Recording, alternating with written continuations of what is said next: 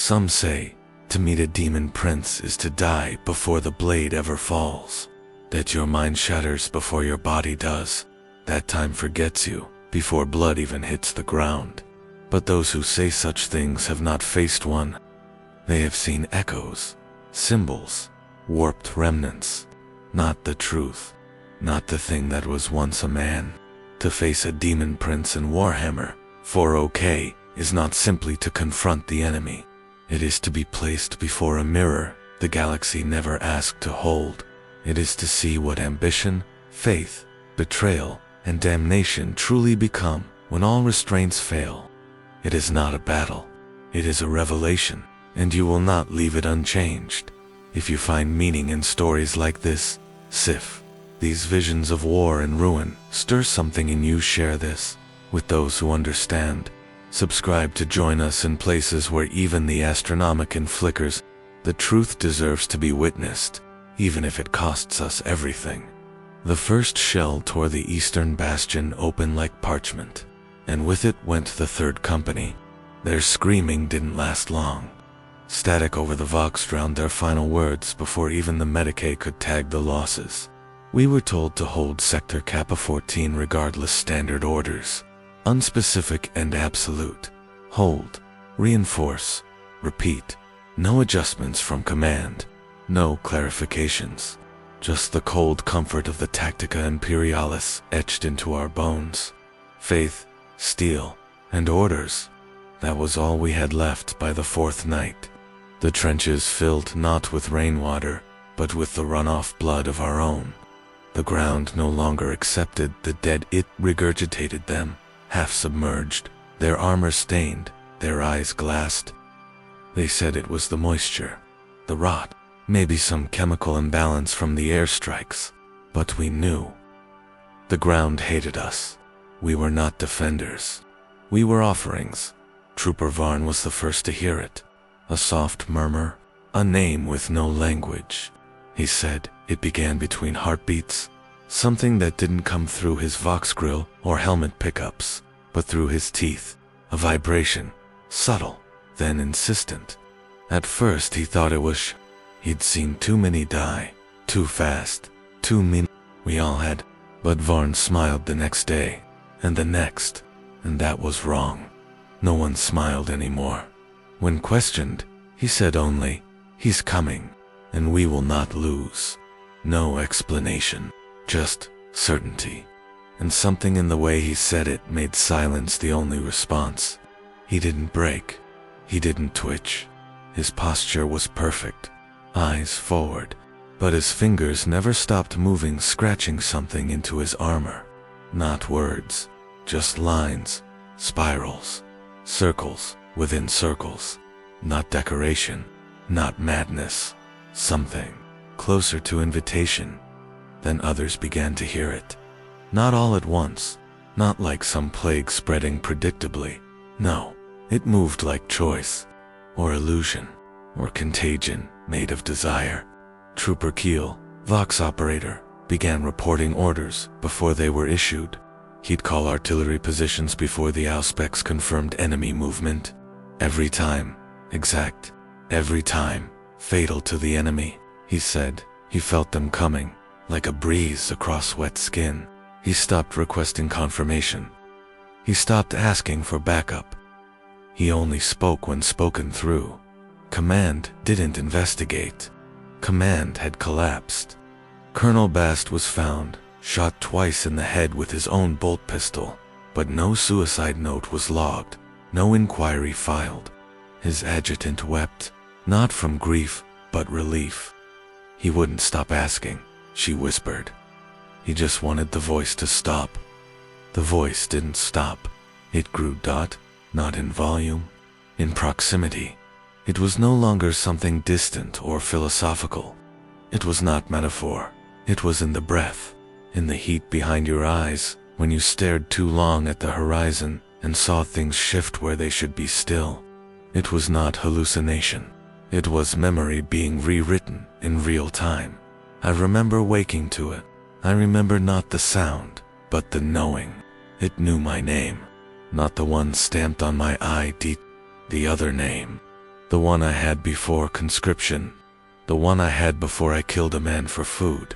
It called me that name, and I wept, because I had forgotten I ever existed before this war. It reminded me, not to comfort me, to own me. The next time I held my las rifle, it felt lighter. Not mechanically, not from damage or degradation. Lighter in the way a burden feels lighter when you've accepted its permanence. My arms didn't shake. My trigger finger didn't hesitate. When I pulled the trigger, I didn't flinch at the body that fell. I smiled, like Varn. Not because I enjoyed it, but because it finally made sense. The voice did not offer glory. It did not promise survival. It never lied. It only said, "Victory is yours, if you belong to me." That was the deal. Not faith, not sacrifice. Belonging. And belonging was easier than obeying. Easier than believing in a throne I had never seen, and a god who had never spoken. The officers still tried to maintain discipline. A sergeant tried to arrest Varn. He died mid-sentence, choking on his own tongue. Not poison, not psychic assault. His mouth simply refused to betray the one who had claimed him. The body was never recovered. Varn kept walking, his armor darker now, not painted, changed. The aquila cracked, peeled, and fell from his chestplate like shed skin. Those who resisted did not die. They were left behind, not executed, not exiled. Simply, forgotten. Their names no longer on deployment logs. Their rations unfilled. Their presence ignored even by USP. It was as if the voice decided they were irrelevant. The world agreed. Even the Emperor's tarot gave no reed when laid upon them. Blank, void. They walked beside us, but no longer among us. We did not mourn them. We did not see them. And still, the maps bled red. Except for one region. The Screaming Gulf. A no-man's land, choked with wreckage and ghosts. No soldier ever returned from it. Until now. Under the voice's direction, we advanced into it. No orders, no reinforcements, just belief made into will. And the dead did not rise. The dead parted. They moved aside. They knelt, not to us, to something walking behind us. A shadow that cast no light. A shape we did not see but felt like pressure in the skull before a scream. We didn't know his name, not yet. We only knew the promises. Victory. Not through strategy, not through numbers, but through surrender, not of territory, of self. The fortress was called Bastion Hallex, though none of us remembered why. Some old name, likely from its constructor, or the saint whose bones were allegedly entombed beneath its chapel. It stood on a shale rise above the Screaming Gulf, black and jagged, its walls over-engineered to survive orbital bombardment, Tyranid incursions, and even the seismic churn of exterminatus-level earthquakes. It was not supposed to fall, not even in theory, but it didn't need to fall. It only needed to change. When we arrived, the gates opened without command input. Auspex showed no life signs, no movement, but the lumen strips hummed. The defense grid was active. The machine spirits had not died. They had shifted. Their binary was no longer clean. A single syllable repeated at irregular intervals. Encrypted, not in data, but in sound. A rhythmic knocking beneath every signal, like breath caught between gears. The Mechanicus detachments refused entry at first. Said it was unsafe, unsanctified, unloved by the Omni. Their words, unloved. As if affection had anything to do with steel and function. But that was the first clue. The tech priests were afraid, not of corruption, of betrayal. They sensed the machines no longer recognized them. Their robes, their chants, their blessed oils, none of it mattered anymore. The fortress had found a new liturgy. Inside, the walls were slick, not with moisture or coolant, with oil, thick black, perfumed faintly with ozone and copper. It ran from the seams between armor plating, from vents, from vox grills embedded in stone. not sprayed, not leaked, wept, as though the stronghold mourned. A servitor greeted us near the main chapel entrance. At least, it used to be its cranial port was fused with obsidian-like metal, unlogged by Mechanicus archives. Its vocal box had been rewired, speaking in reversed prayers. We couldn't translate them, but the cadence was unmistakable. Benedictions. But not for the Emperor. The words looped, syllables folding into themselves, until even the skittery escort began to twitch beneath their masks. One of them, the vanguard, Alpha, loaded his galvanic rifle into the wall without command. 7 precise shots. Center mass. The stone did not crack. Instead, it rippled. Not visibly. Audibly. The frequency shivered through our armor's seals. The Alpha dropped his rifle. It dissolved mid-air, reduced to rusted coils before it touched the ground. No one punished him. No one spoke. The fortress was listening. In the central command dome, the cogitator arrays operated with impossible efficiency. War projections updated before scouts returned. Supply routes adjusted themselves. Targeting solutions calculated without source data. The system knew what the enemy would do, what they wanted to do before they did it. It offered plans, not with suggestion, but with certainty. We followed them. We always did, because they worked. And that was the second clue. We had stopped questioning why.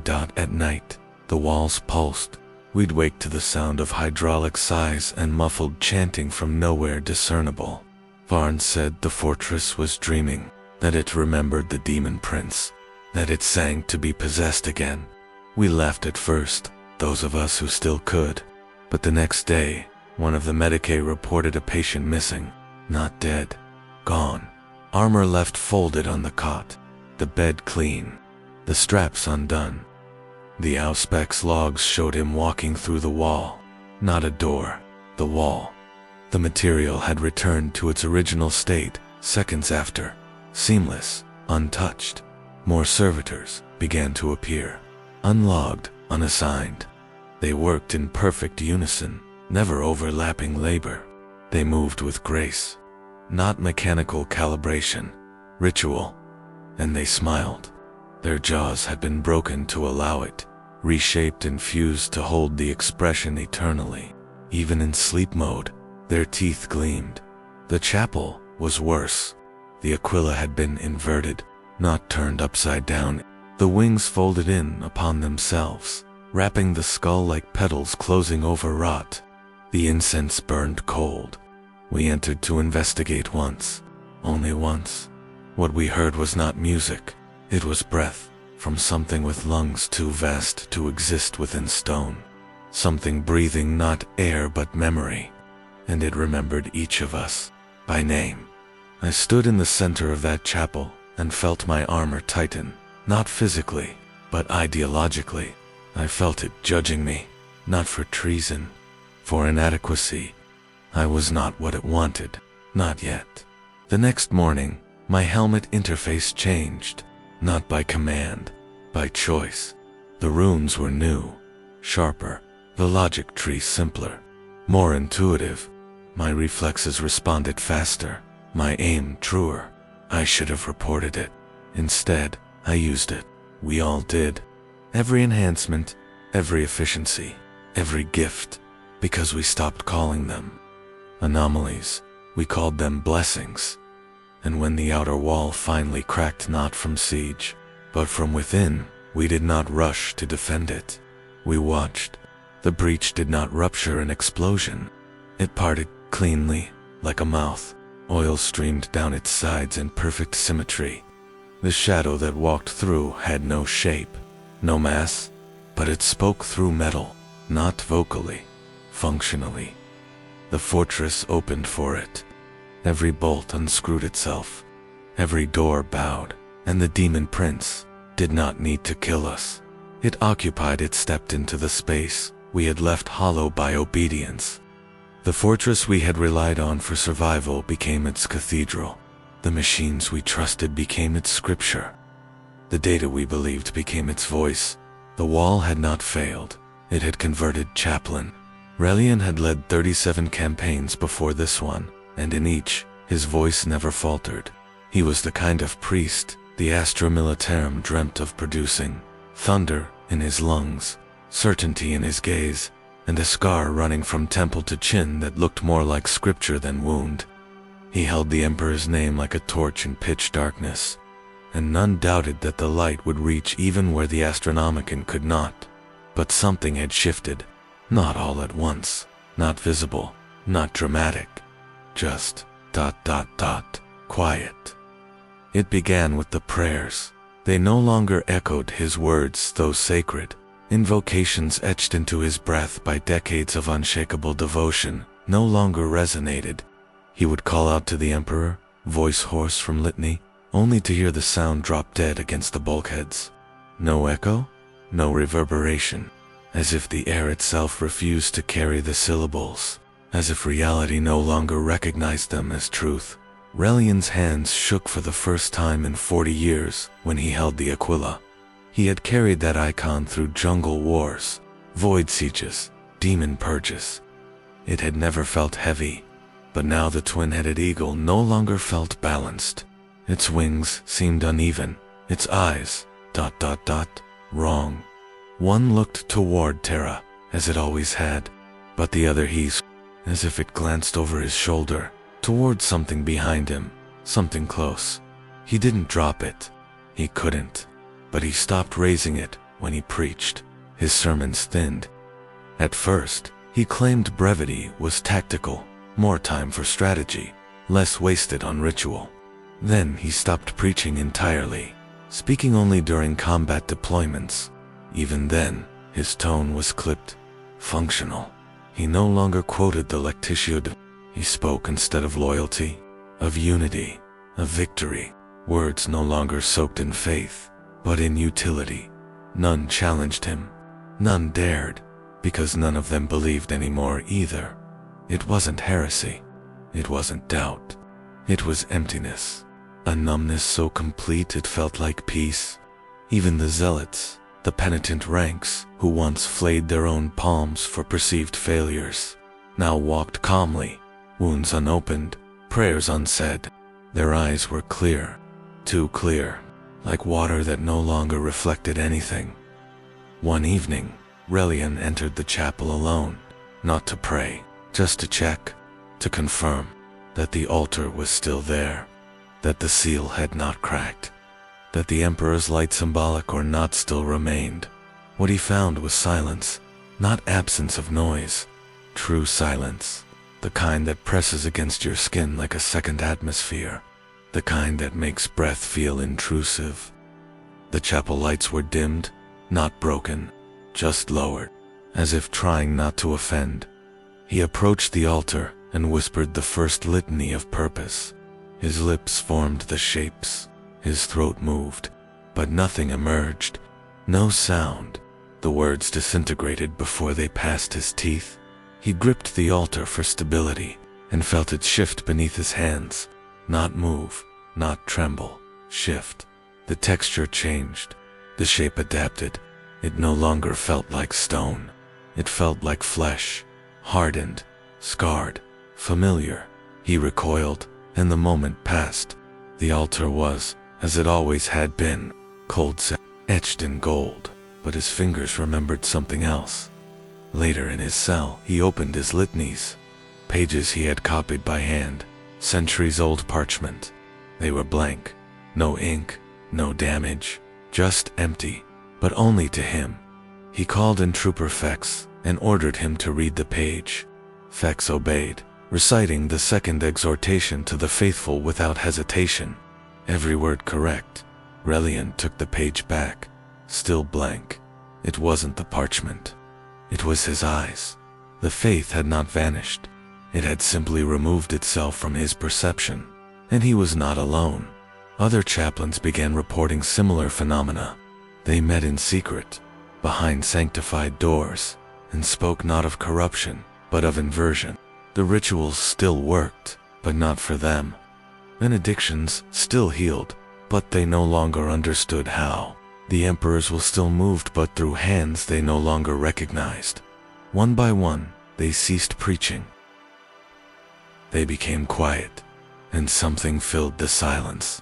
Not speech, not doctrine, presence. It came in dreams first. Relian saw the emperor, but not as flame or golden god. He saw him kneeling, alone, surrounded not by light, but by witnesses. Shapes without skin, thrones without occupants. Eyes stitched into the void, and standing above the kneeling form, a figure of impossible scale.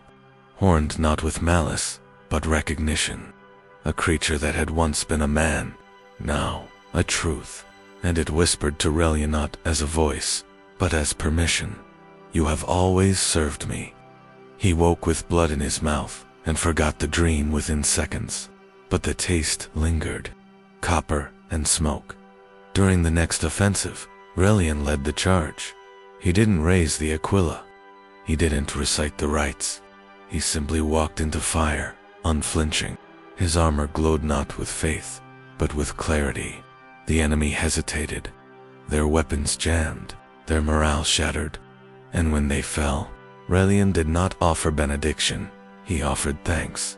Not to the emperor, but to the thing watching behind his eyes. He still wore the black, still bore the crozius, but no one called him chaplain anymore. He was something else now, and the men followed him, not because of belief, but because nothing else answered when they prayed. They called her sister Valea once. No surname, no origin recorded, just a transfer order from a distant Scola and a long-forgotten shrine world, filed without seal or signature. She arrived 6 weeks before the siege began, draped in scorched robes and the scent of sanctified promethium. No one questioned her presence. She radiated clarity, not warmth, not command, just the absolute absence of hesitation. She prayed without pause, slept in the chapel corner on stone, ate only nutrient paste mixed with ash. Her armor bore no sigils.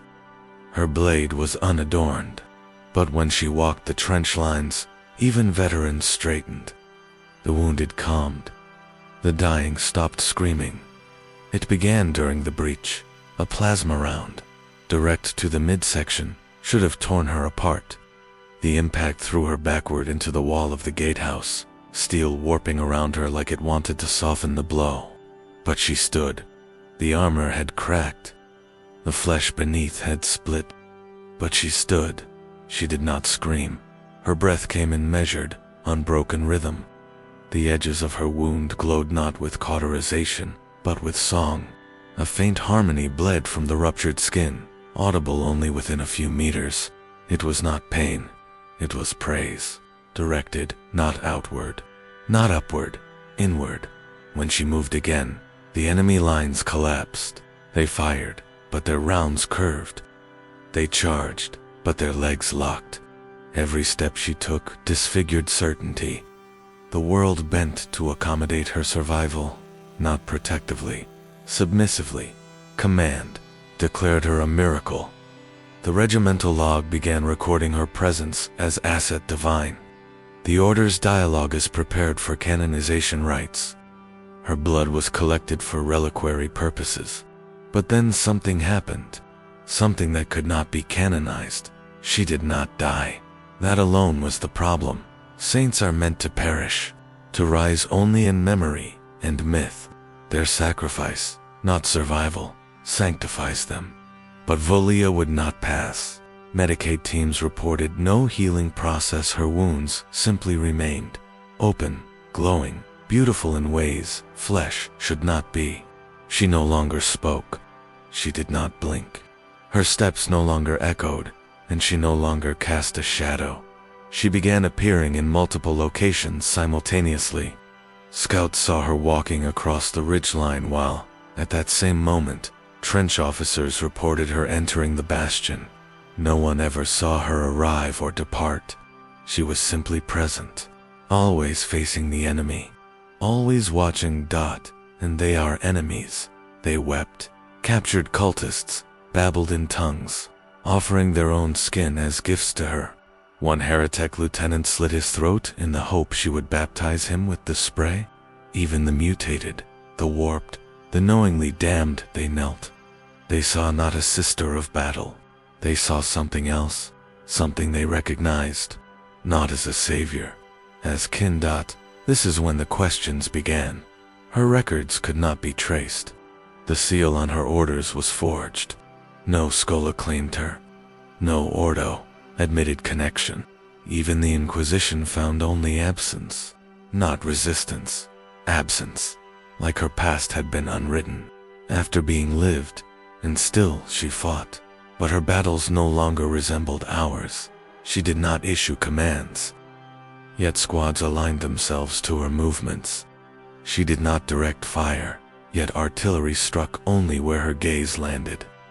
She passed among Vox units, and they sparked with static shaped like language, patterns that the Lex mechanics could not decode, yet felt known. One night, she entered the chapel, the same chapel where Aurelian's voice had died, the same walls that bled memory instead of incense. She walked to the altar. Her hands bled not from wounds, but as if the flesh itself had chosen to open. She placed them on the stone, and the aquila cracked. No explosion, no psychic backlash, just a sound, a shattering inside the mind. And when she withdrew her hands, the altar bore a new mark. Not a chaos sigil, not any known heresy, just a mirror, an etching so perfect it reflected not the viewer's face, but their doubt. Soldiers who looked into it staggered, wept, laughed. Some swore they saw Terra, others saw their own deaths. Aurelian, when he dared to look, saw himself speaking a name he had never learned, but had always known. After that, no one called her by name. She no longer responded to it. Her face began to change, not grotesquely, subtly. The symmetry became too perfect. The scars vanished. The eyes held no pupil, but they saw. She spoke only once. Your prayers were never unanswered. They were just ... rerouted. The administratum tried to redact the records. The ecclesiarchy sealed the report. But soldiers do not forget what saves them. And though she does not appear in scripture, they whisper of her. Not as a saint, as a sign. A message written in form, not word. That the Daemon Prince, wherever it waits, does not reject faith. It reflects it. It shows the believer exactly what they hoped to find. Then bends it until they smile at the distortion. And Sister Valia the saint, who did not die, was not mockery. She was reward. It came wrapped in the seal of segmentum, its silver crest untouched, its magnetic lock unbroken. The courier, who brought it, bore no name and no face. His visor was fused shut from plasma exposure. Yet he walked unaided, lungs rasping behind his rebreather, as if breath was optional. He gave no words, only the slate, then turned, walked into the mist, and never returned. No Auspex picked him up again. Colonel Drest examined it first. He was not a man prone to doubt. 3 regiments had survived under his command, and he carried scars that mapmakers used for terrain reference. He broke the seal himself. It hissed open with that static sigh only administratum slates make, the kind that feels like teeth grinding in the back of your skull. He read the orders in silence. His lips twitched at the edges, as if resisting a reflex he didn't understand. Then he spoke 5 words. This is what we'll do. The strategy outlined was lunacy. It required the 12th Armored to expose their rear flank to known artillery positions. It demanded the 31st drop troopers deploy into unsecured fog-drenched canyons with no Vox coverage. It rerouted all supply chains through the Screaming Gulf, long abandoned as tactically worthless and atmospherically suicidal. But it worked. Every maneuver landed precisely as described. The enemy was there before they arrived, then gone when they did. Not scattered, evaporated. Entire formations of heretics dissolved without contact, leaving only dropped weapons and heat residue. Orbital scans confirmed kill zones devoid of bodies. No enemy corpses. just patterns in the dust, symmetrical as ritual. Some questioned the efficiency. How could it know? How could a standard data slate with no uplink forecast what even frontline scouts missed? The Mechanicus claimed the algorithms were above clearance level, pre-authorized by Holy Terra. No one wanted to admit the truth. No data had been entered. The slate operated closed. No signals and none out. Trooper Halvris tried to copy its contents. His cogitator burst into flame on first contact. No circuitry damage, just fire. Pure and unprovoked. He lost 3 fingers. Said he dreamed of the slate after that. Dreamed of its surface opening like skin, revealing something not technological, but alive. After the 3rd successful campaign, guided by its directives, questions stopped. Results trumped comprehension. Units began requesting copies, backups, summaries. But the slate refused reproduction. The one that tried to record its contents via pict feed captured only a single image, an eye, not metaphorical. A human eye, gray and blind. It blinked once. The pict device shattered. Colonel Drest's voice changed. Gradually, he no longer used rank titles. He referred to squads not by number, but by function. Those who sever, those who bleed, those who shape. He gave no punishments, no threats, only affirmations. You will succeed because you have already succeeded. Morale soared. The strangest shift came from the soldiers. They began speaking in fragments, half-coasts of phrases from the slate. He sees what we cannot. The map was always shaped like this. The throne is a beginning, not an end. They no longer referred to the enemy by faction, creed, or designation. Just opposition, an abstract resistance, soon to be resolved. At first, Command believed the Daemon Prince had corrupted the orders, but the Inquisition's black-robed acolytes performed their tests. No trace of warp energy, no taint, no deviation from lexicon, only ... perfection. Strategies so mathematically sound, they left the Ordo Logi in silence. So they allowed it to continue, and by doing so, they submitted. Each victory deepened the rhythm. Regiments moved, not like human armies, but like a machine with flesh limbs, predictable, fluid, efficient. When asked why they followed without protest, soldiers said only this: because it is already done. Then came the vanishings, not deaths, absences. Anyone who questioned the slate too directly disappeared. Not publicly, not violently, just without trail. Their names faded from logs, their bunk assignments reassigned, their gear absorbed. Their absence left no void, only correction, as if the system removed anomalies before they disrupted the flow. One lieutenant scribbled his doubts in the margins of a daily compliance report. The report returned without the comment, but the paper had grown heavier, slightly damp, his handwriting still imprinted faintly on the back, but reversed. When he tried to rewrite it, the ink refused to dry. He was gone the next morning. The slate never demanded allegiance. It never glowed or pulsed or screamed with warp madness. It remained what it always was: simple, silent, precise. And yet every action it dictated advanced the army toward something, not a strategic victory, but an alignment, not against the enemy, but toward an unknown design. Then came the new orders, not for combat, for formation. Units were instructed to stand in specific configurations at dawn, facing cardinal points, arms outstretched, weapons lowered. Chaplains were told to chant a phrase, not in High Gothic, but in a language the slate provided. It had no phonetic translation.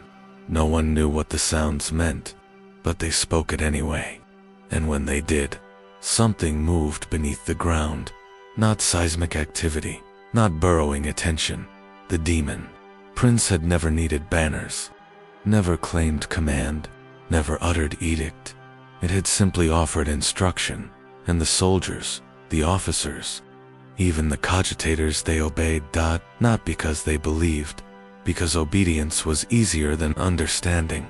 And in the end, it did not matter who authored the orders, only that they were followed. The first time we saw him, it was in the ruins of Outpost Deleth, during the so-called quiet shift before the next wave. He walked straight through the wreckage with the casual rhythm of someone who had memorized every inch of the terrain. His carapace armor was immaculate, its edge markings correct to the letter, rank sigil of a lieutenant from the 144th. Purity seals unbroken, the twin-headed eagle properly stamped on the pauldron. He moved like a soldier, shoulders squared, stride exact, weapon held at the perfect angle between discipline and readiness. Nothing about him tripped the eye. He spoke only when necessary. Short, clipped orders. They were always right. Reinforcements came where he said they would. Enemy shells fell exactly where he predicted.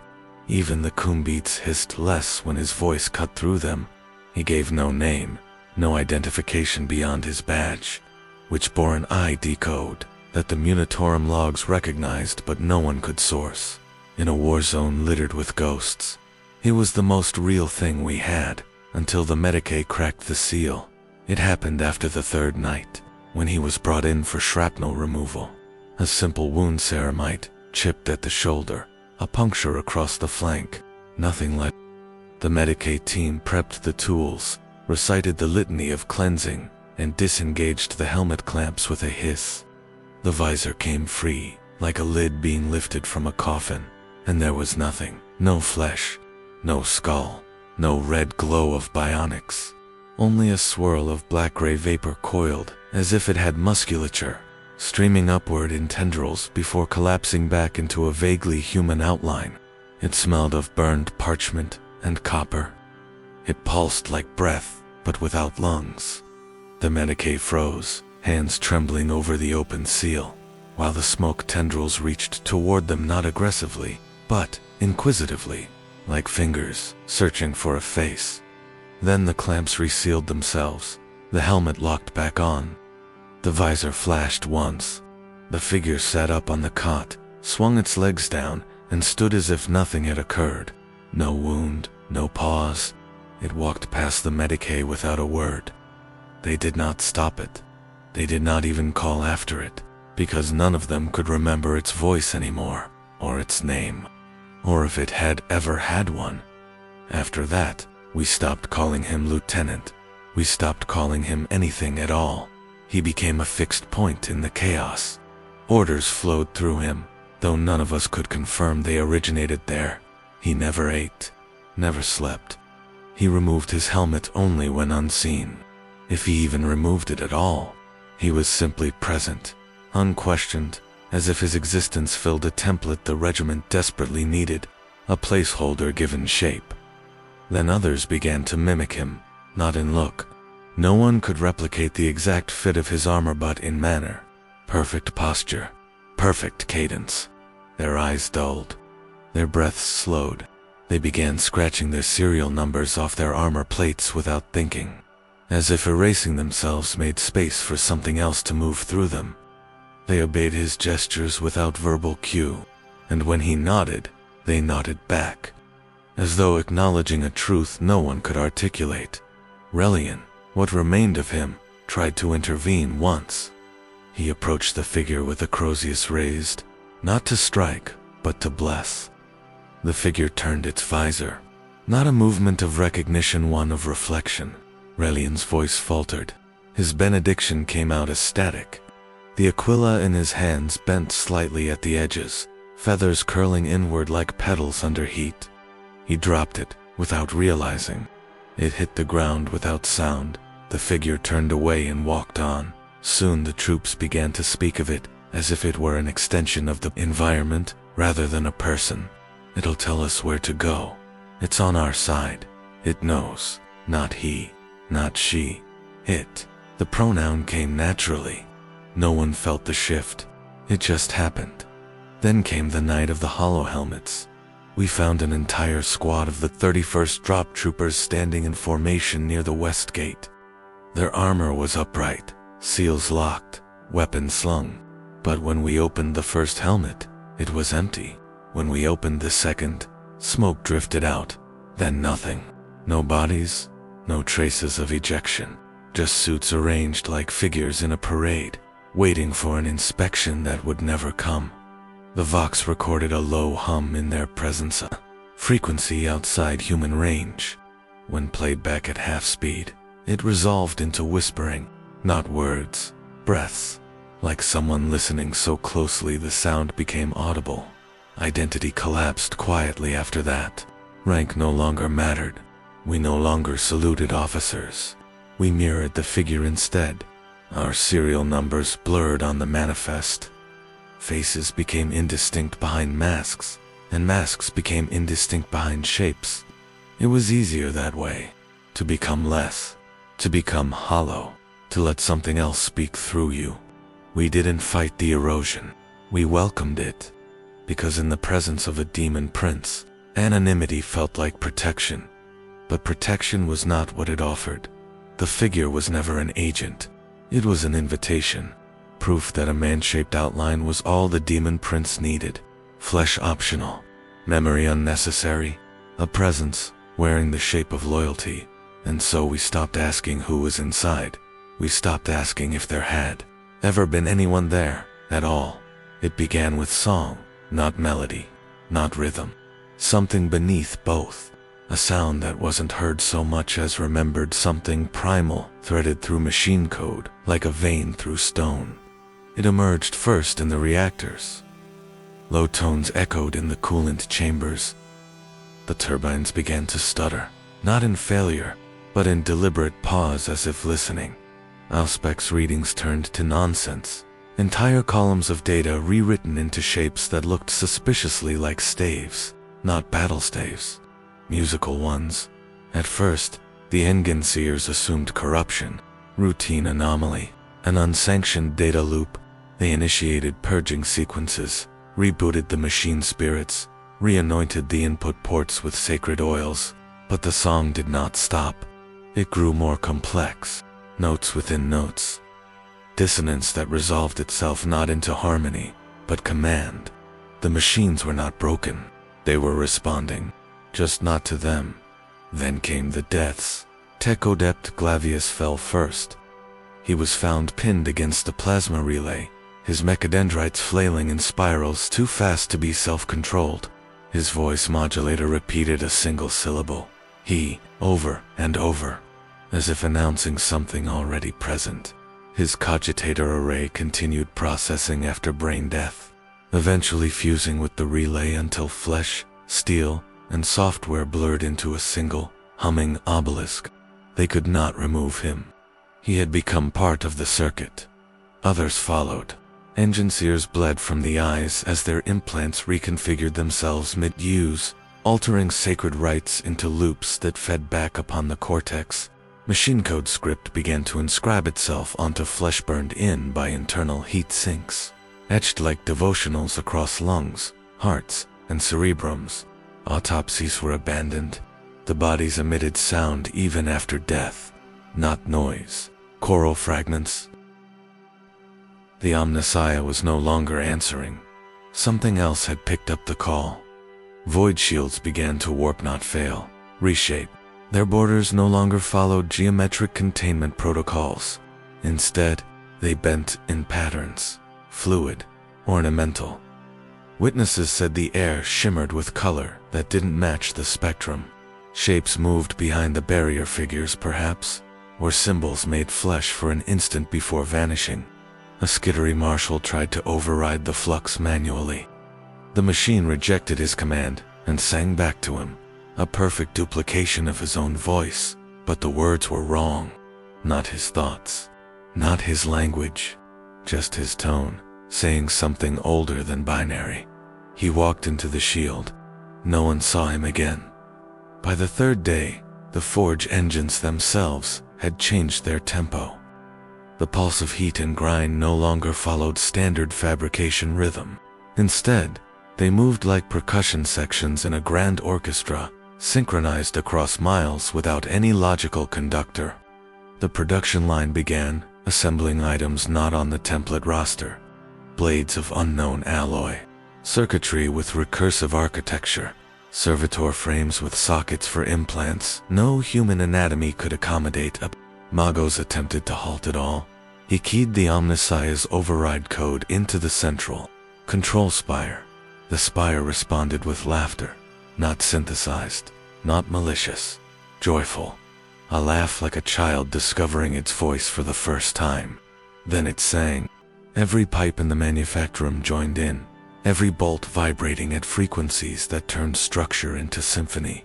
Even the emergency klaxons were absorbed, bending their alarm into harmony with the new motif. No one ran. They listened, and in the song, they heard their names, each one whispered with absolute precision, syllables stretched into perfect cadence, not shouted sung. The soldiers fell to their knees, not in agony or but relief.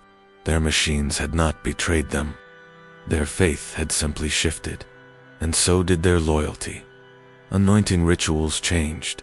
The oils remained, but the shapes traced upon the machinery shifted. No longer circuit diagrams, no longer Terran runes. Instead, elegant loops and curves that resembled neither heresy nor holiness, just beauty. Symbols not meant to mean, but to reveal. Relian stood in the main conduit chamber. Crozius deactivated at his side and listened for 6 hours. His mouth hung open slightly, as if on the verge of recitation. He said nothing, but afterward, he laid down his weapon and began carving those symbols into the walls of the chapel. No protest was made. The servitors helped. Eventually, the Daemon Prince revealed nothing. No presence, no shape, no voice. Only music. Each machine spoke it differently. Power coils hummed in minor key. Cogitators chirped rhythmic intervals. Even the Vox towers relayed silent tones, heard, not with ears, but with teeth, like pressure in the jawbone. Troopers said they could feel the song inside their armor. Inside their skulls, no one screamed anymore. Even in death, soldiers smiled, because the song did not stop. It caught them, cradled them, carried them forward. Final transmissions from dying squads were not screams, not prayers, not reports, just humming. The Mechanicus, eventually, declared the facility contaminated beyond reclamation. But they never purged it, because the data it produced could not be deleted. Because the harmony lingered in every relay they touched, because when they returned to their own ships, their engines pulsed in the same rhythm. The Daemon Prince did not rewrite their machines. It did not need to. It simply offered them a better composer, and every machine, holy or not, wants to be played. They sent the fleet when the numbers stopped making sense. After the slate began issuing formations, not even the Ordo Logi could predict. When casualty figures dropped to statistically impossible lows, and kill ratios spiked beyond even Astartes simulation segmentum, command did what command always does when fear outpaces understanding. They escalated. They sanctioned orbital resolution, a full strike package, cleansing fire from on high, the kind that left nothing behind but vitrified stone and faith in bureaucracy. But nothing arrived. The Auspex screens showed ships in low orbit, the vigilant vow, the hammer of benediction, the blessed disdain. They held position, aligned perfectly, engines flaring in readiness, coordinated, beautiful. Then, still, not dead, not destroyed. Just paused. Every readout continued, heartbeats detected, reactor cores stable, but no movement, no descent. Like someone had reached through the layers of atmosphere and held them, frozen mid. The void around them shimmered. Not warp disturbance, not gravitic bleed. Something stranger. Time, what little of it the Mechanicus could still quantify, began to fracture. Vox transmissions sent to the fleet returned before they were transmitted. Medicae clocks ticked out of rhythm. Commanders aged mid-sentence. Drops of water hovered between drips, but still, the fleet did not fall. It hung, like ornaments, pinned to the sky. Then the pods began to melt, not from heat, from decision. Their surfaces lost shape, armor folding inward like retreating petals. Their Uzbek signatures faded not through shielding or jamming but through forgetting. One by one, they ceased to be observed, not cloaked, omitted, and with omission came erasure. No memory, no log, just silence wrapped in the shape of what had been a weapon on the ground. Soldiers looked up. The sky was not dark, it was blank, not clouded, not stormed, blank, featureless, an emptiness so perfect it hurt the eyes. The constellations were gone. The moons were gone. Even the sun dimmed, not eclipsed, but muted, as if light had grown shy. Ospec's relays burned out, trying to track the orbital array. Scanners returned, strings of zeros. Vox signals died, not with static, but with absence. No transmission, no rejection, just nothing. Then the pressure came. At first it was a tightness in the chest. Soldiers began removing their helmets, thinking the oxygen regulators had failed. Their lungs strained, not from lack of air, but from the weight of what wasn't there. Every breath required permission. Every heartbeat came reluctantly. Trees bent, concrete cracked in seams, water reversed direction in the pipes. Even the insects fell silent. The atmosphere was not poisoned. It was occupied. Relian fell to his knees outside the chapel, not in reverence, in recoil. He pressed his hands to the dirt and whispered something none of us could hear. When later asked what it was, he simply said, "It was the first time I realized the Emperor would not interrupt." Above him, the silence grew thicker. You could taste it, a sweetness that coated the tongue, like syrup made of forgotten names. A noise so complete, it turned one's thoughts inward, echoing against memory. Some began to weep. Others smiled. A few dropped their weapons entirely and sat facing the sky, waiting for something what they could not say, only that it was coming. And it did, but not with fire, not with dissent, with stillness. The fleet did not attack, because the fleet no longer wanted to. Crew logs, retrieved later, those few that weren't lost to the blankness, reported an overwhelming peace. Officers ceased issuing commands. Tech priests unplugged themselves from command thrones mid-calculation and wandered the halls barefoot. Battle servitors folded themselves into fetal positions and powered down. On one ship, every crew member sat in the viewing bay and watched the void for 13 hours. No communication, no movement, just witnessing. When segmentum reinforcements attempted to re-establish contact, the transmissions returned altered. Voices repeated phrases that didn't belong in Imperial code. He is not falling. He is unfolding. We are not fleet. We are choir. Listen. And then silence again. Back on the surface, something began to drift down from the sky. Not ships, not wreckage. Ash. But when examined, it was not carbon, not bone. It was made of data. Hexadecimal strings compressed into machine code rewritten into matter. Soldiers caught flakes on their tongues and remembered things that had not happened, victories that had not been fought, losses they had not endured. The ash carried experience, not as memory, but as revision. They were being rewritten, not by force, by suggestion, and they accepted it, because the sky no longer threatened them. It had welcomed them. The Daemon Prince never descended. It never tore through the heavens with wings of warp fire or blade-shaped gravity. It simply removed the need. It made the orbit irrelevant. It unthreaded causality and replaced it with a shape. And that shape was not a god. It was not a general. It was order, not hierarchy. Order as a presence, a stillness so loud it deafened. Strategy. And so we did not fire back, because we did not remember how. They said the offensive began at dawn, but the sun never moved.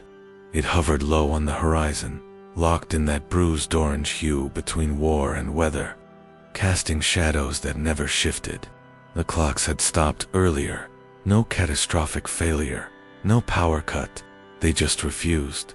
Every dial frozen, every chrono etched with the same timestamp, 6 hours, 17 minutes, and 41 seconds. It did not change. It would not. We advanced anyway. Not because of orders, because we remembered that we had. The memory arrived first, buried in the backs of our thoughts. The sense of marching, of engaging, of fighting, but without having done so yet. Boots found no new tracks in the mud, because we had already walked there. Bullet holes lined walls before a single shot was fired.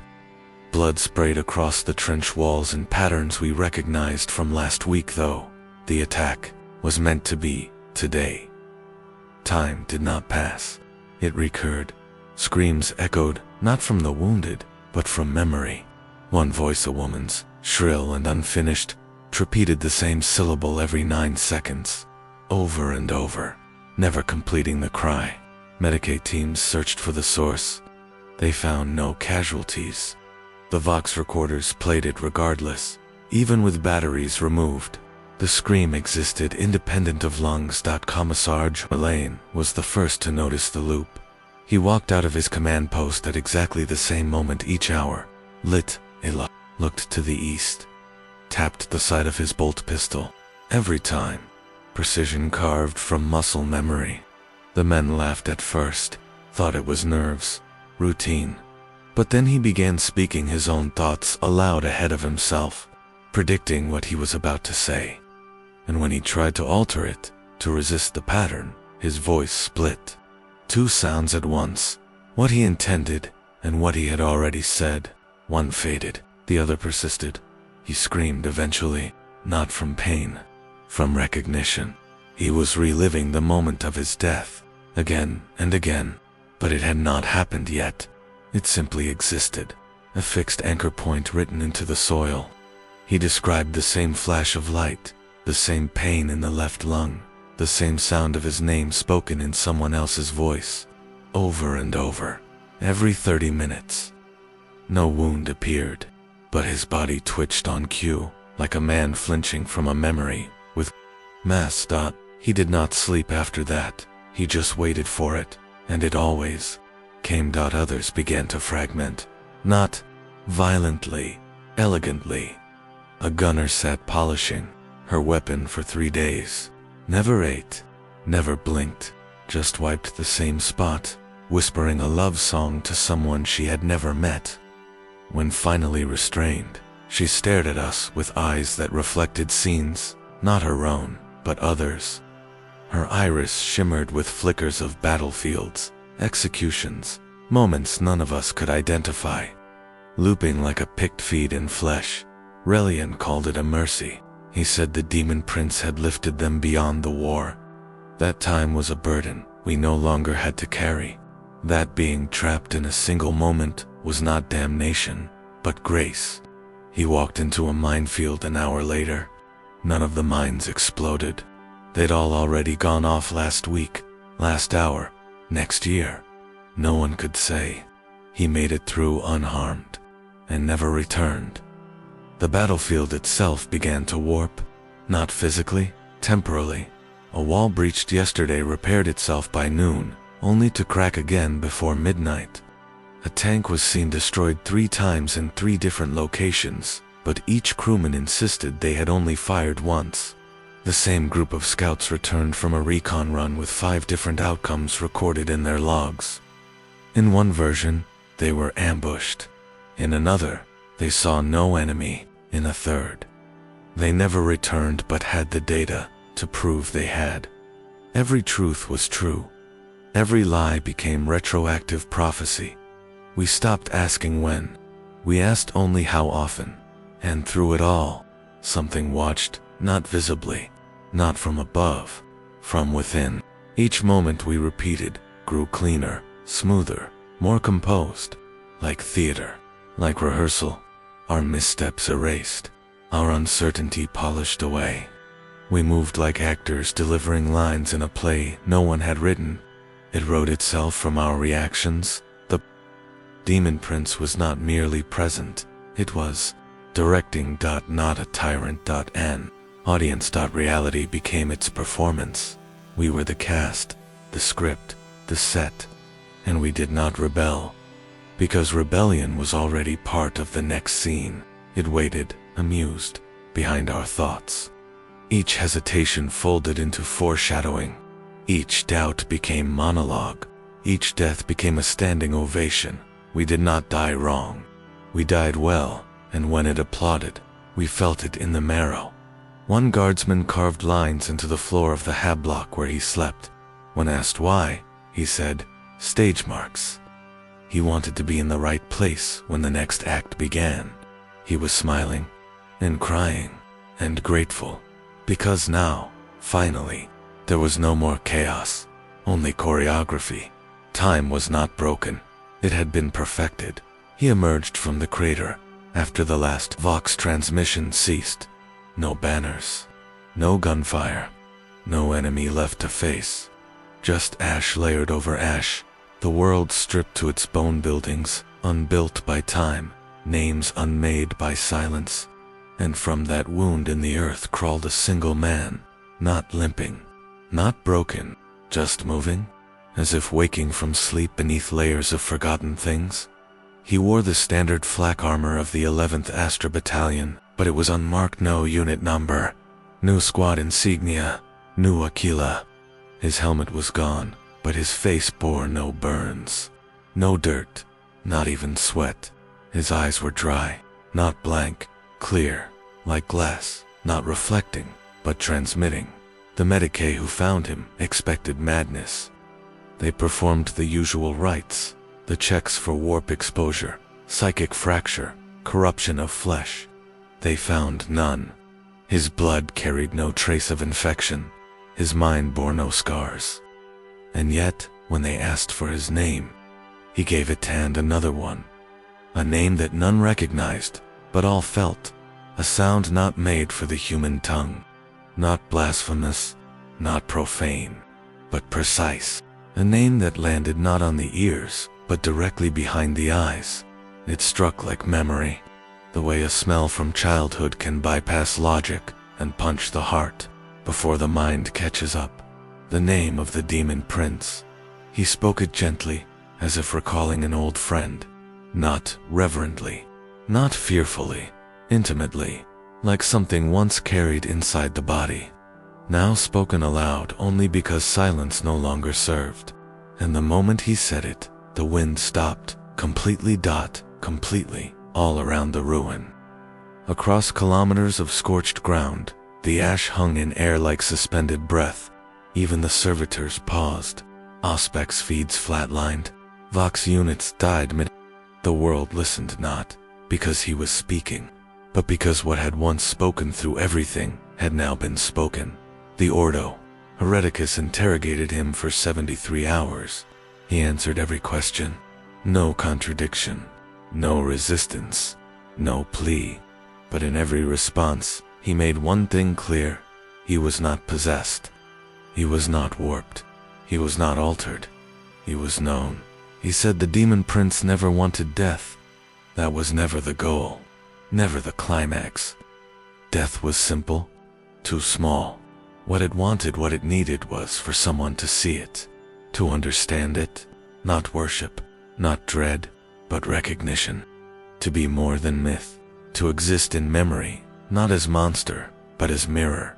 He had looked into the face of it not in flesh, but in meaning, and he had understood not everything, not its origin, not its allegiance, but its intention.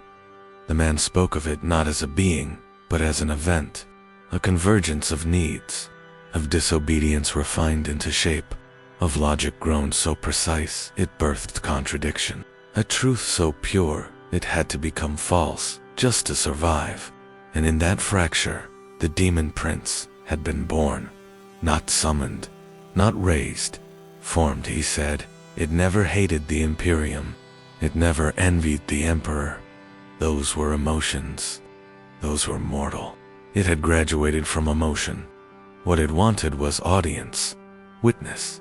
Its presence on the battlefield had not been for conquest, it had been a question. And now, finally, someone had answered. They tested the man again. His psychic index registered 0. His Neural patterns matched no known deviation, but those who looked into his eyes too long saw something behind him, not a shape, a location, a sense of place without geography. Something like a corridor without walls, built of memories they hadn't yet made. The longer they stared, the more they felt they were not watching him, but being watched through him, so they stopped asking. They put him in a sealed chamber. No lights, no contact, just observation. And still, the data slates updated themselves, not from signal, from proximity. Pages filled with notations in languages the scribes did not know they knew. Equations formed from names, liturgies shaped like diagrams, and always centered around him, not as subject, as anchor. They burned the room, not to destroy him, to remove the possibility of him. But the next morning, he was sitting outside the chapel. Same armor, same clear eyes, and when the interrogator raised her weapon, he simply nodded, as if to say, "You see it too, now." And she did. Not the prince, but the truth of the prince.